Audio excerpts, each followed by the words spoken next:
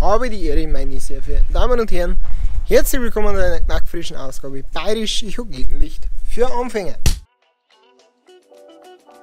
Heute, da sieht man Bulldog, wir sind schon gerichtet, da ist der Hänger und heute fahren wir ins Holz.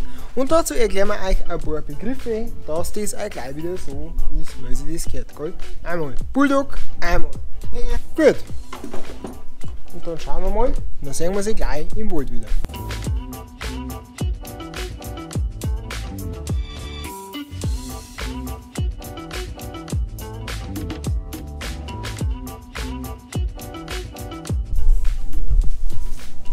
So, jetzt haben wir da so ein halbes Wachel voll. Und jetzt haben wir wieder ein paar Begriffe, die wir erklären können. Und zwar einmal haben wir da einen sogenannten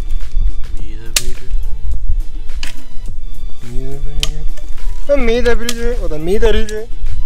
Da haben wir eine sogenannte Tipfen. Der Tipfen kommt da ein, damit man über die Ladebordwand hoch und aufladen kann.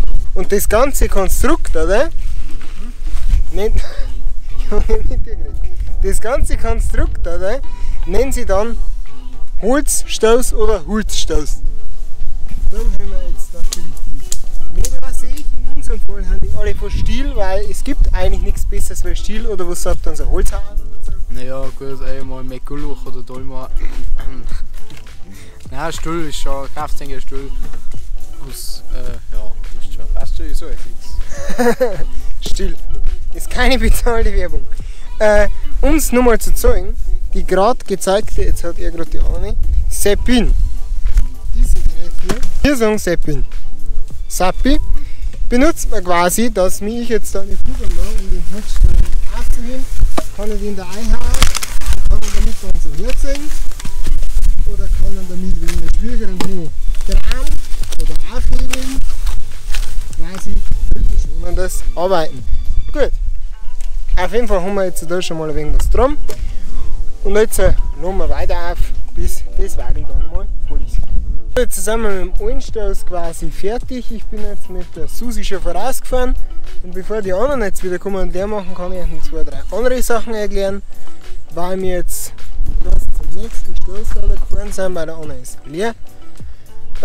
Mit den Bäumen haben wir schon alles. Das ist ein Holzstoß, das ist mir Bescheid. In dem Fall ist es ein Feuchten, das liegt schon ein bisschen länger. Brennen tut es trotzdem gut. Wenn wir jetzt Holz fällen, Holz bearbeiten wollten, dann sagt man meistens, wir den Holz machen oder wir fahren ins Holz. Da höre ich schon Eiche im Hintergrund, das heißt, es geht weiter. Dann lassen wir nur ein wenig was auf. Wenn jetzt der Hänger aufgeladen ist, sagt man eigentlich, egal wie groß der Hänger ist, das ist ein Viertel voll, ein Viertel Holz in dem Fall dann. Und ja, so sagt man halt der Steher. Das ist aber ein üblicher Begriff in ganz Deutschland für einen Kubikmeter Brennholz. Und jetzt machen wir noch ein paar Steher. Jetzt haben wir noch ein Werkzeug, das einen, meiner Meinung nach, sehr schönen bayerischen Namen hat, und zwar die Axt. Und die Axt ist das Hackel. Die braucht man zum Ausnasten. Ausnasten ist wiederum sehr interessant. Da nehmen wir jetzt einmal da so ein angestorbenes Stückel da. Ausnasten, zu Hochdeutsch Entasten, ist quasi das Entfernen von Ästen an so einem Meterriegel.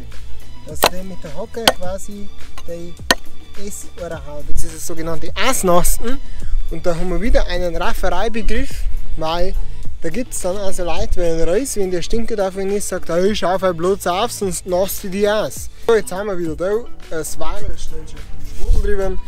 Und jetzt noch das Resultat, weil quasi aus einem Meterriegel, der wird noch aufgesägt mit einer Wippsäge und aufgespalten mit einem Spalter.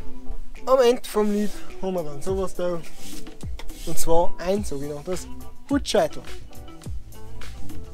Das war es dann gewesen in Sachen Holz.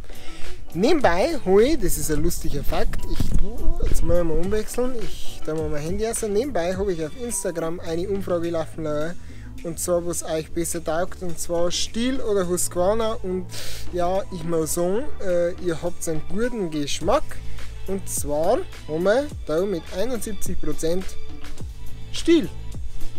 Jawohl. Was ist eure Meinung? Könnt ihr auch gerne nochmal in die Kommentare reinschreiben.